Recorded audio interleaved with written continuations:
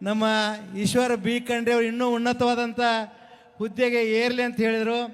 ನಾನು ಒಂದು ದಿನ ಮುಂದೆ ಒಂದು ದಿನ ಏನಕ್ಕೆ ಗ್ಯಾರಂಟಿ ಅವರು ಈ ನಮ್ಮ ಕರ್ನಾಟಕದ ಮುಖ್ಯಮಂತ್ರಿಗಳಾಗಿ ಗ್ಯಾರಂಟಿ ಅವರು ಹಾಗೇ ಆಗ್ತಾರೆ ಅನ್ನತಕ್ಕಂಥ ಭರವಸೆ ನನಗದ.